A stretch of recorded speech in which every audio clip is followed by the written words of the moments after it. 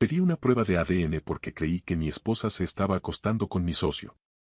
Pero los resultados no hicieron más que demostrar cuán profundamente había subestimado el tipo de traición del que ella era capaz. Solía pensar que en un matrimonio solo existían dos clases de secretos. Los que se dicen para proteger a alguien. Y los que se dicen para protegerse a uno mismo. No comprendí que había un tercer tipo hasta que mi esposa quedó embarazada. Todo comenzó con las fechas. No las románticas. Las del calendario. Las que permanecen ahí, en blanco y negro, negándose a dar explicaciones. Evelyn tenía 11 semanas de embarazo cuando advertí la primera. Mi mente está entrenada para detectar patrones, construí mi empresa sobre ellos, la mantuve viva en medio de sequías en la cadena de suministro y semanas de nóminas al límite identificando lo que no encajaba. Así que cuando su teléfono se iluminó sobre la mesa de la cocina, lo noté. Mañana se movió a las 6:30. El mismo lugar. Yo me encargo de los documentos. Sin nombre. Solo un número. La vista previa se desvaneció antes de que pudiera leer más. Evelyn, con leggings y una de mis viejas sudaderas, deslizó el teléfono boca abajo sin siquiera mirarlo. ¿Quién es? Trabajo, respondió demasiado rápido. Siempre es trabajo. Ese fue el primer problema. No siempre era trabajo. Evelyn detestaba trabajar. Le gustaba la idea del trabajo, el propósito, las reuniones, la sensación de ser necesaria, pero nunca lo suficiente como para ocultármelo. Me dije que era el embarazo volviéndola vulnerable. Me dije que estaba siendo comprensivo. La comprensión es una palabra cómoda. Sirve para disfrazar el miedo. El segundo problema fue su comportamiento. Dejó de dejar el teléfono sobre la encimera cuando se duchaba. Empezó a atender llamadas en el garaje, envuelta en una chaqueta como si el frío justificara la necesidad de privacidad. Y luego apareció el tercer problema, el dinero. No dinero desaparecido. Peor aún. Dinero silencioso. Un cargo en nuestra tarjeta conjunta por un servicio de mensajería que no reconocí, entrega el mismo día, confirmación confirma. Cuando le pregunté, removió el té y dijo que eran cosas del bebé. Documentación del seguro. Supe que no era cierto. Esa noche se quedó dormida con la mano apoyada sobre el vientre. Yo permanecí despierto a su lado, mirando el ventilador del techo cortar la oscuridad en círculos lentos, mientras mi mente hacía lo que siempre hace cuando no logra descansar. Trabajaba. Repasé los últimos 3 meses como fotogramas de una cámara de seguridad, las citas tardías, la distancia repentina, la forma en que se tensaba cuando la tocaba por detrás, como si mis manos se hubieran vuelto desconocidas. Y entonces llegó el pensamiento, simple, venenoso. ¿Y si el bebé no es mío? Me odié por pensarlo. Pero cuando descubres una grieta, empiezas a golpear la pared en busca de huecos. Había un nombre que flotaba en el trasfondo de nuestra vida como un olor desagradable que finges no percibir. Carl Vincent. Mi director de operaciones. Mi primera contratación. El hombre que estuvo allí cuando la empresa no era más que yo, un almacén alquilado y una obstinada convicción de que podíamos construir algo real. Cal recordaba los detalles mínimos, cumpleaños, preferencias de clientes, que proveedor fallaría si no lo llamabas 2 veces. Y, de pronto, Cal estaba en todas partes. Empezó a pasar por la casa con actualizaciones después del trabajo. A escribirle directamente a Evelyn sobre documentación de beneficios. A ofrecerse a llevarla a las citas, así puedes concentrarte, Nathan. No estaba celoso de Cal. Le estaba agradecido. Hasta que dejé de estarlo. A la mañana siguiente pedí la prueba. No la dramática, la que implica un consultorio y un discurso solemne. La discreta. La que llega en un embalaje neutro, como si se avergonzara de existir, una prueba prenatal de paternidad no invasiva, costosa, aséptica, enviada a mi oficina para que ella jamás la viera. El kit permaneció 2 días en el cajón inferior de mi escritorio antes de que entrara al baño del trabajo y frotara el interior de mi mejilla con el hisopo, como un hombre cometiendo un delito pequeño y silencioso. Luego esperé. Esperar es una forma refinada de tortura. Empiezas a interpretar cada gesto como prueba, cada silencio como confesión. Ese fin de semana, Evelyn volvió de una cita con el cabello impregnado de una colonia que no era la mía. Me dije que era el aroma estéril de la clínica. Me dije muchas cosas. El lunes, Cal me invitó a almorzar.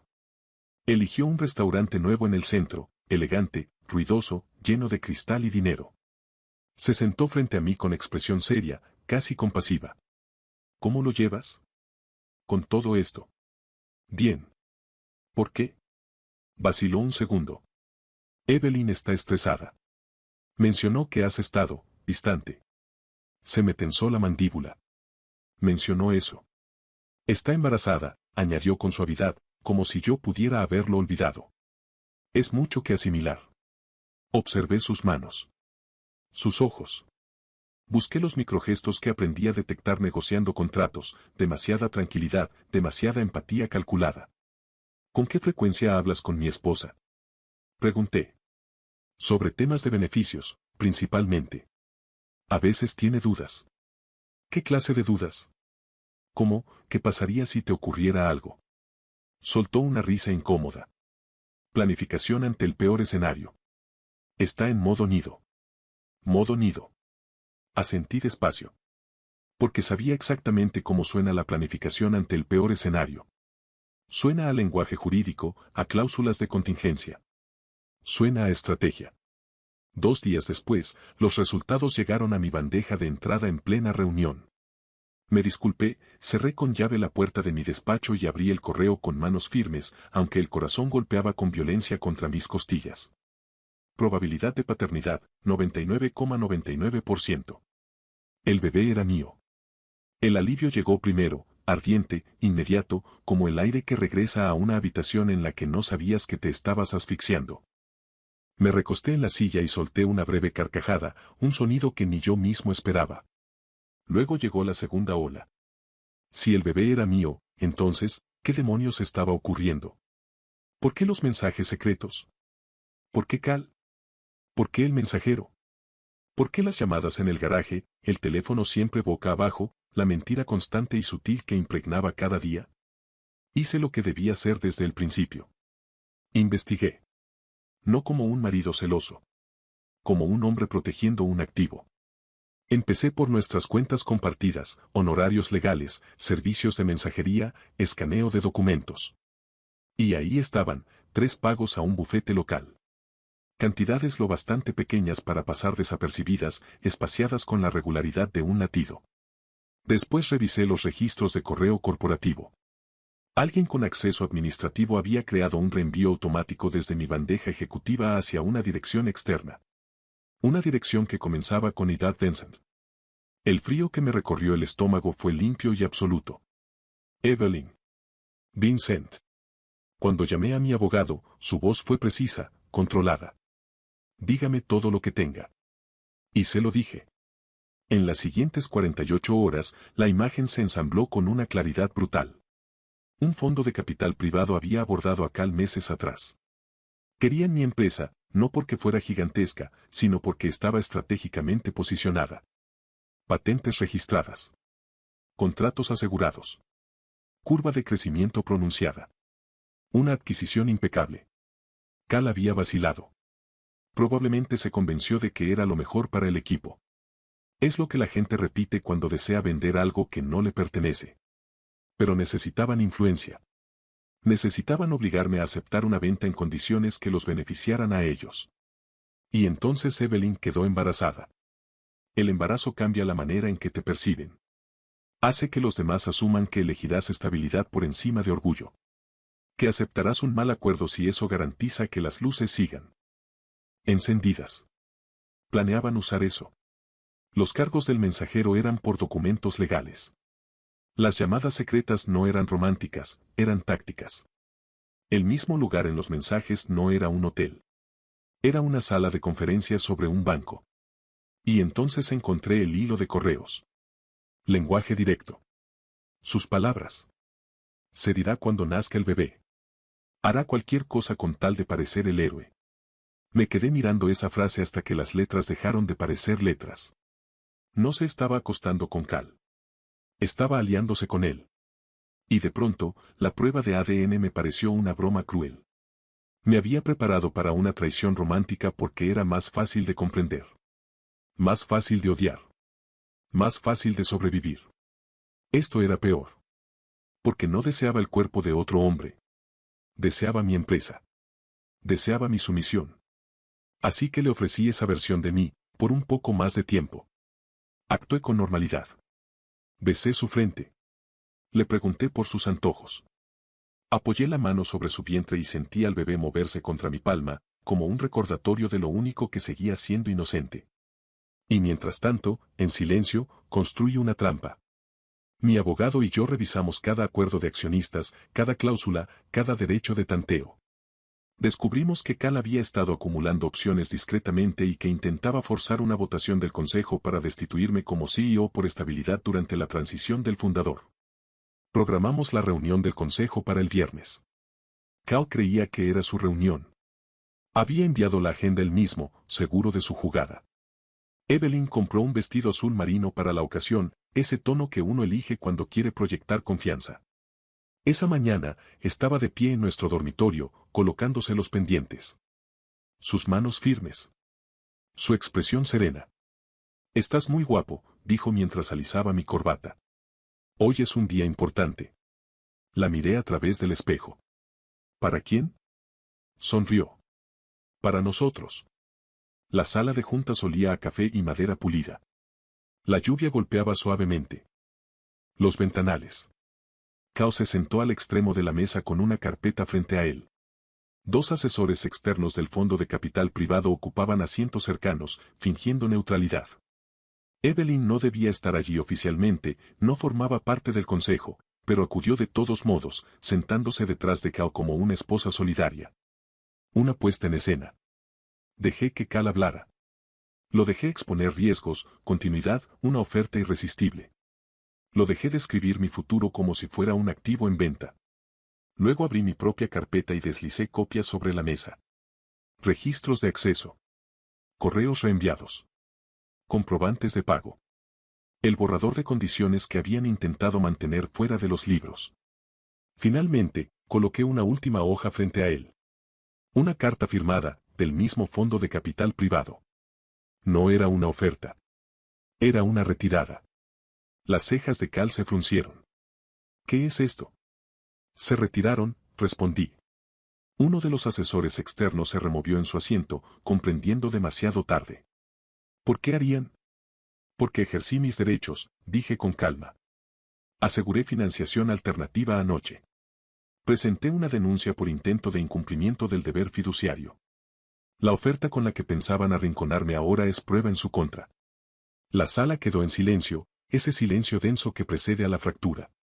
El rostro de Cal perdió color. «Nathan». «No», lo interrumpí con suavidad. «No pronuncies mi nombre como si se tratara de un malentendido». Intentó una vez más, la voz elevándose. «Solo intentaba proteger la empresa». «Has estado distraído, con el bebé». Desvié la mirada hacia Evelyn. Estaba inmóvil. Demasiado inmóvil. Sus manos aferraban la correa del bolso como si pudiera apretar la realidad hasta deformarla. «Esto no tiene nada que ver con distracciones», dije en voz baja, obligando a todos a inclinarse para escuchar. «Esto es un intento de robo». Evelyn se puso de pie abruptamente. «Lo estás haciendo sonar como si». «¿Peor?». Pregunté. «Es peor». Sus ojos brillaron y la máscara cayó. «Soy tu esposa», declaró, como si fuera un derecho adquirido. «Eres la madre de mi hijo», corregí. «No es lo mismo». La votación fue inmediata. Rápida. Unánime. Cal quedó destituido con efecto inmediato. Los asesores se marcharon sin estrechar manos. Esa noche, en casa, Evelyn me encontró en la cocina. «Le hiciste una prueba al bebé», dijo. No era una pregunta.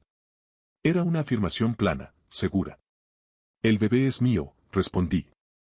Un destello de alivio cruzó su rostro, mínimo, involuntario, y desapareció al instante. «Bien», contestó, como si eso cerrara el asunto. «No», la corregí. «No está bien. Simplemente es la verdad». Se cruzó de brazos sobre el vientre. «No sabes lo que es verte arriesgarlo todo por orgullo». «¿Orgullo?», repetí. «¿Así llamas al trabajo de toda mi vida?». «Es una empresa», espetó. «Es una cosa. Este bebé es real». «Este bebé es real», asentí con suavidad. «Por eso no voy a gritar». Por eso voy a hacer esto de la manera correcta. Saqué un sobre del cajón y lo coloqué sobre la encimera, entre nosotros, como una línea divisoria. Dentro había un acuerdo de separación. Un esquema de custodia temporal. Declaraciones financieras. También había cambiado las cerraduras de mi oficina y revocado su acceso a los sistemas de la empresa. No como castigo. Como protección. La mirada de Evelyn cayó sobre los documentos. Se le quebró la respiración. «Me estás dejando», susurró. Negué una sola vez con la cabeza. «Estoy dejando la versión de nosotros en la que crees que soy un recurso que puedes explotar». Las lágrimas brotaron en sus ojos, esta vez auténticas. «No me acosté con él», dijo con desesperación, como si esa fuera la línea que de verdad importaba. La miré y sentí que algo pesado encajaba definitivamente en su lugar. «Lo sé», respondí. «Eso es lo que me asusta». Se estremeció como si la hubiera abofeteado. «Si me hubiera sido infiel, habría sido imprudencia», continué en voz baja. «Esto fue deliberado». Se dejó caer en una silla, una mano sobre el vientre, llorando en silencio. «Intentaba asegurarnos el futuro», susurró. «Vendiéndome», repliqué. «No pensé que llegarías tan lejos», sollozó. «No pensé que investigarías». Y ahí estaba. La confesión completa, por fin honesta. No creyó que me protegería. ¿Y ahora qué pasa?, preguntó en un hilo de voz. Dejé que la respuesta llegara despacio, porque merecía claridad. Ahora voy a ser padre. Voy a estar presente para mi hijo sin tener que seguir casado con la traición. Criaremos juntos, legalmente, con calma. Pero no vas a pararte a mi lado y llamarlo nosotros mientras ocultas un cuchillo a tu espalda. Tomé las llaves y caminé hacia la puerta. A mi espalda, Evelyn pronunció mi nombre una vez. Apenas un murmullo. No me volví. No porque la odiara, sino porque ya no podía confundir la misericordia con la rendición. En el pasillo, el aire olía a concreto mojado y a la cena de algún vecino. La vida común. Continuando. Y por primera vez desde la prueba de embarazo, desde los mensajes nocturnos, desde el hisopo escondido en el cajón, sentí algo cercano a la paz. No porque hubiera ganado, sino porque dejé de jugar un juego en el que la otra persona estaba dispuesta a sacrificarlo todo, incluso a mí, por tener el control. Algunas personas no te rompen el corazón. Lo estudian, lo calculan y descubren cómo aprovechar las grietas. Comprender la diferencia entre ambas cosas ha sido la lección más importante de mi vida.